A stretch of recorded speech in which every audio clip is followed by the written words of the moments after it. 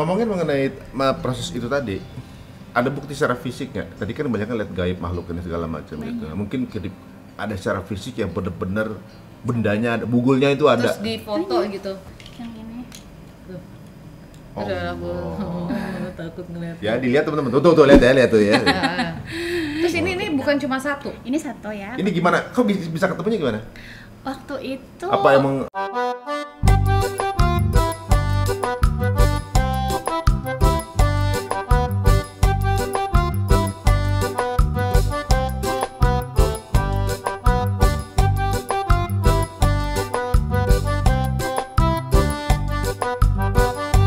apa ya, mereka mau matiin aku banget, mau bunuh aku kayak gini gitu. Keruan ayo deh kita berantem gitu, bacok-bacokan apa gitu. Tapi kok ini kamu curang banget gitu, kamu kirimin jin untuk nyakitin aku biar aku mati gitu. Tapi dan dia lepas tangan. iya gitu, dan tangan aku nggak bersih bisa lapor gitu. polisi ya kan, Iya, aku nggak ada kenapa bukti kan ya. aku nggak bisa ngapa-ngapain, padahal tahu aku dalam keadaan bahaya gitu, nih mati nih orang gitu kan gitu. Dan akhirnya aku ngambil kesimpulan bahwa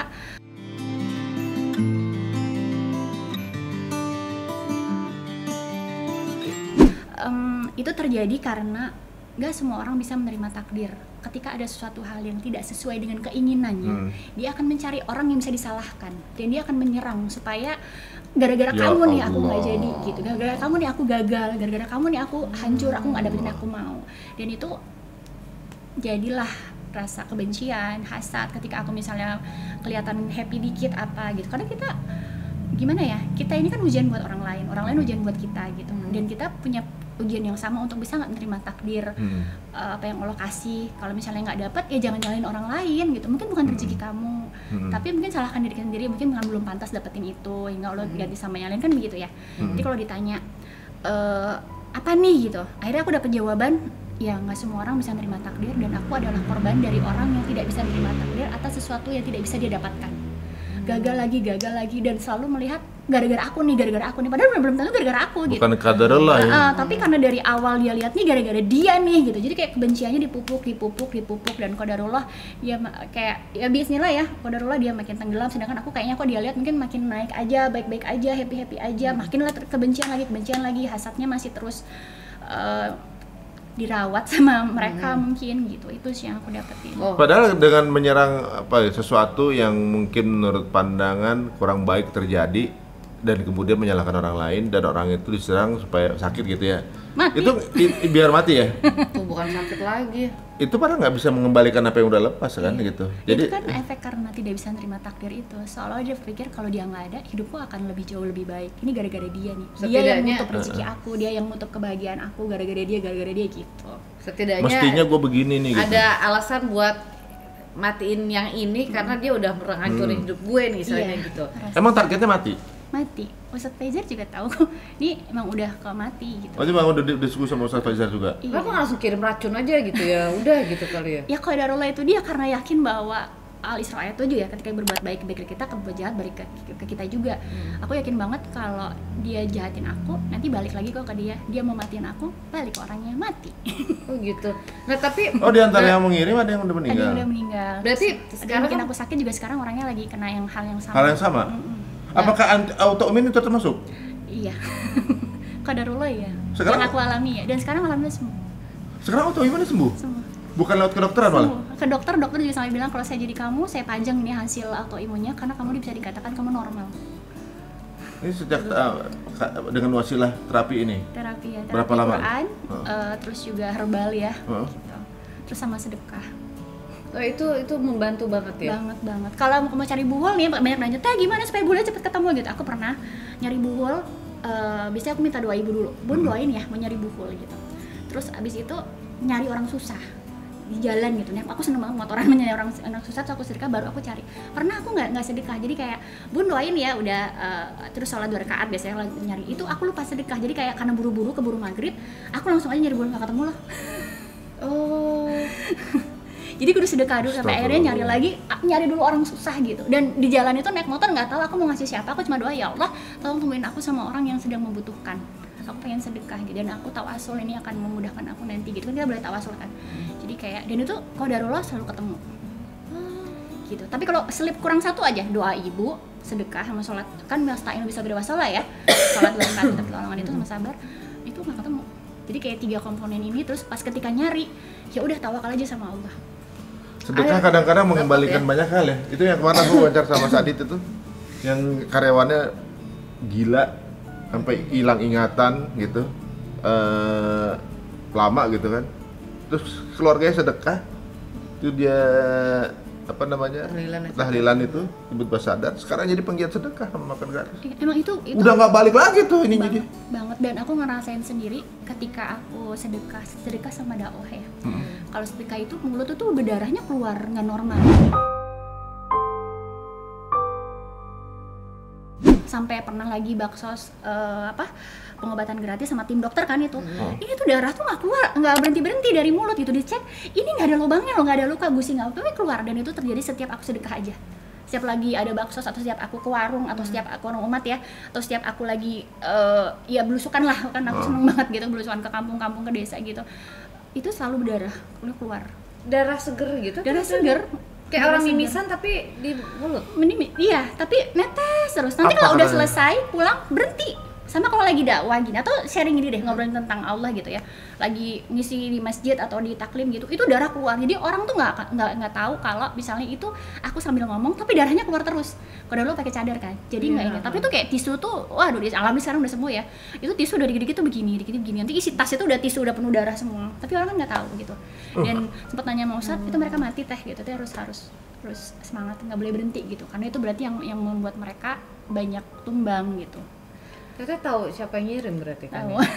Terus ketika tahu orang itu gimana? Nggak tahu. Awalnya tahunya gimana? Awalnya tahu bahwa yang ngirim tuh yang kirim si Anu gitu. Pertama sih emang kita nggak usah sebut namanya atau gimana, tapi sejujurnya itu kalau lagi di ruqyah kan suka reaksi ya. Dia tuh nyebut nama itu terus gitu.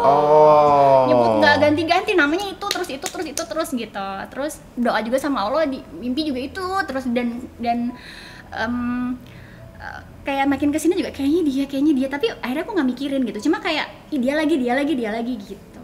Tapi biasanya umumnya emang gitu, maksudnya ketika orang dikirim itu apakah kita akan dia bisa tahu?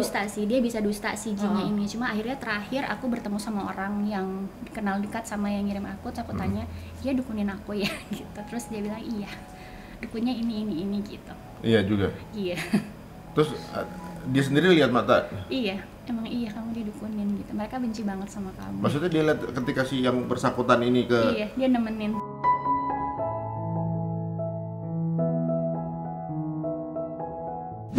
Dia nemenin bahkan. Pernah nemenin, tapi dia juga nggak tahu kalau itu ternyata. Tapi kamu nggak marah sama orang itu? Enggak, aku nggak kasihan sama yang si ini gitu. Sampai akhirnya kayaknya kamu kenapa? Karena kan aku lagi jadi sensitif kan gitu. Kayak sekarang tuh kalau deket orang gangguan jin itu aku kayak tahu juga gitu ya. Jadi karena saking kalau ada orang yang bisa lihat katanya di badan aku tuh banyak luka gaibnya gitu. Sering banget tuh kalau kayak pernah bekam apa orang-orang yang misalnya dia memang pernah gangguan jin juga apa dia atau yang bisa lihat, kamu tuh badannya hancur banget gitu, hancur banget. Dia ngomong gitu. Udah kayak baru pulang balik dari perang gitu ya. Kayak habis dari tinju apa gitu ya. Karena emang dasinya nyata. Waktu arahnya ke seseorang ya yang cuma tahu Indah dari aja nih. Jadi intensitas saat itu ketemu sama orang itu gimana? Nggak pernah ketemu. Lo kok nggak pernah ketemu bisa Nggak pernah ketemu sama sekali. Orang itu pernah ketemu dulunya. Iya. Oh, tapi pas lagi prosesnya kenal. Ya kenal pasti. Tapi maksudnya komunikasi kan misalnya Teh Indah dari tahu nih gitu kan. Nggak pernah komunikasi kecuali kalau sihirnya gagal. Nanti kalau habis ruqyah dan sihirnya gagal, tiba-tiba dia ngubungin. Terakhir begitu. Terakhir aku di Sulawesi, abis ya Allah lagi dakwah, sakit banget di sini nih. Kayak ada besi segini tuh. Nggak kuat, aku udah bilang nggak kuat. Aku cariin, tolong bilang sama panitianya, tolong cariin saya ini yang bisa bantu ruqyah gitu, karena nggak kuat ruqyah sendiri juga lagi hilang gitu. Aku tahu kan kondisi tubuh aku seperti apa. Jadi pas di ruqyah, dia bilang sama Ami, Indah dari mati atau dia mati? Kata si Ami, dia mati lah. Gak lama orangnya WhatsApp Ami. WhatsApp terus ngomong apa? Nyari, padahal nggak pernahnya. Gak mungkin nanya WhatsApp meninggal gak gitu kali ya? Mau nanya gitu kali ya? Jadi kayak memastikan aku baik-baik aja apa enggak ya, kayak ininya di mana, nyariin gitu. Dan itu Ustadz udah bilang biasanya, baik Ustadz Nay maupun Ustadz Fajar bilang biasanya kalau misalnya orang yang ngirim sihirnya gagal, orang yang ngirim biasanya ngubungin gitu. Karena kayak panik gitu, balik gitu. Nah, biasanya ya kalau misalnya sistem jadi sihir kayak gitu tuh, apakah cuma sekali di depan aja atau dia akan berulang-ulang untuk ngirimnya? Berulang. Dan ini ada kuncinya buat teman-teman semuanya juga yang mungkin kena gangguan jin, kayak gitu, juga gangguan jin, sihir ataupun nasab ataupun hodam. Karena ada yang sihir karena dikirim orang lain, nasab karena leluhur, kalau hodam itu karena kita undang, kayak pakai jimat, susuk, kayak gitu. Nah itu ada pintu yang mereka bisa mudah masuk: sedih, marah, takut, khawatir, kecewa. Sedih, marah, takut, khawatir, kecewa. Nah, termasuk di situ kayak dendam, hasad gitu juga termasuk dalamnya. Tapi kalau di garis besarnya kan sedih, marah, takut, khawatir, kecewa. Kalau marah kan nanti ada hasad, ada dendam gitu. Itu kalau nggak bisa kita kontrol, itu kayak kita ngebuka pintu dalam diri kita yang memudahkan mereka untuk masuk. Aku kalau sedih, aku udah harus mengenal diriku sendiri, kayak aku nggak boleh sedih sama marah. Kalau aku sedih sama marah terlalu berlebihan, itu kayak udah serangannya udah zep, udah langsung bisa pingsan aku. Oh, jatuhnya kayak dia iniin emosional kita ya berarti ya? Iya emang. Jadi makanya kan kita tuh tazkiyatun nafas itu kan di Islam kan emang harus dijaga terus gitu. Karena emang itu kayak aku berasa banget membuktikan sendiri gitu.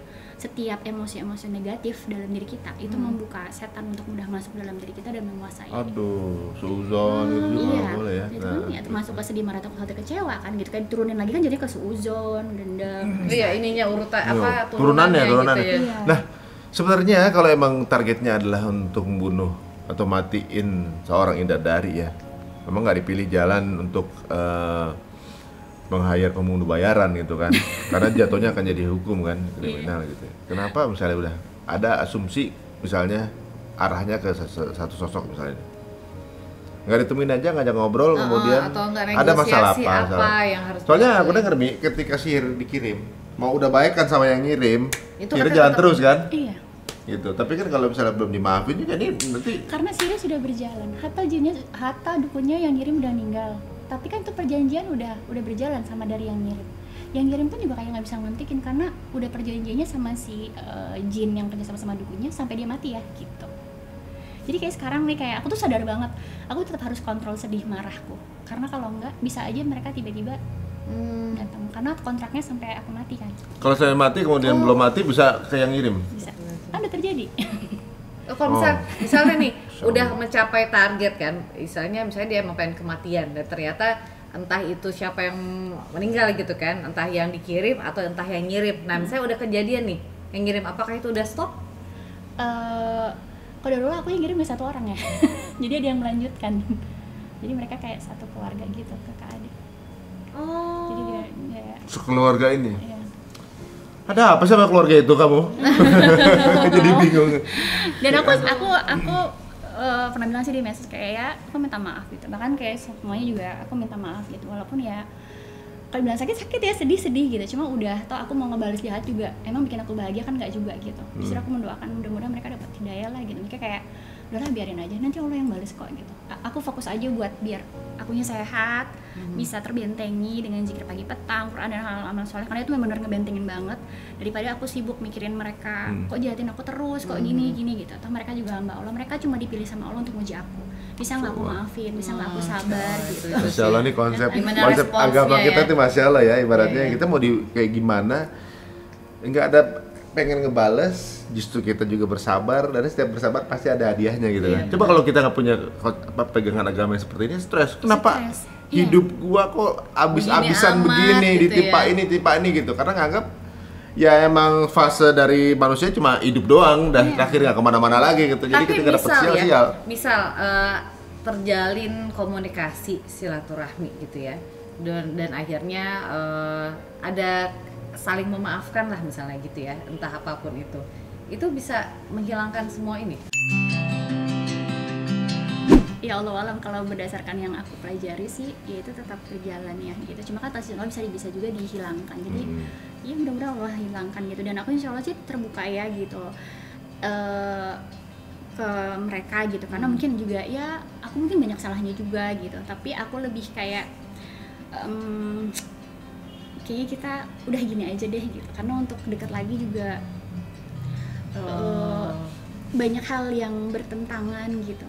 dan aku merasa aku belum bener nih, maksudnya belum kuat banget gitu. Aku takutnya nanti masih terbawa emosi sedih dan marah gitu, tapi suatu saat aku berdoa mudah-mudahan bisa terjadi hubungan yang baik, karena bagaimanapun orang yang baik gitu. Karena kadang-kadang orang ketika dia masih diuji dengan disakitin seseorang, maksain diri untuk tetap baik, adanya dia kecewa sendiri, sedih sendiri karena belum baik sananya mungkin gitu, kayak masih kita tahu mereka masih jahat. Jadi lebih baik kalau buat aku sekarang kita jaga jarak dulu deh gitu, sampai kita semuanya bisa berdamai dan kita bertemu dalam keadaan yang lebih baik lagi dan saling mendoakan. Tapi dimaafin gitu. Untuk ketemu enggak gitu ya.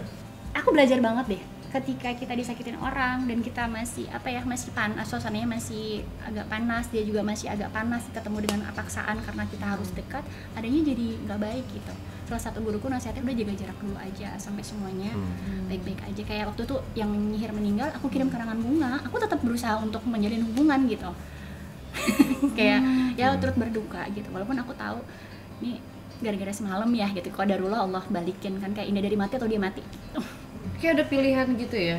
Nah, ngomongin mengenai proses itu tadi, ada bukti secara fisik nggak? Tadi kan banyak lihat gaib makhluk ini segala macam gitu. Mungkin ada secara fisik yang benar-benar bendanya ada, bugulnya itu ada. Terus di foto gitu. Yang ini. Udah aku takut ngeliat. Ya dilihat teman-teman, tuh lihat tuh ya. Terus ini bukan cuma satu. Ini satu ya. Ini gimana? Kok bisa ketemunya gimana? Waktu itu Apa emang ada yang ngasih kode apa gimana? kayak kenceng banget, kayak harus ketemu buhulnya gitu, kayak aku harus temuin buhulnya nih, nggak enak banget gitu, karena udah yang waktu itu pasti dia tuh lagi parah-parahnya banget lah gitu, aku pingsan terus, nggak sadar terus, tuh cakaran udah di mana-mana, biru-biru terus gitu, dan ke dokter juga nggak kenapa-kenapa gitu, sampai akhirnya rukyah mandiri, rukyah ke Ustadz Faizar juga waktu sampai terapi hampir sebulan ke Purwokerto tuh dibantu sama Ustadz Faizar. Pas pulang tuh kayak niat deh cari buhul gitu kan. Ya itu tadi kayak doa dulu sama Allah, tetap aku pegang kalau apa-apa tuh manusia orang gini, ketika ada masalah kita nggak tahu gimana caranya, nyarinya ke orang ya nggak sih.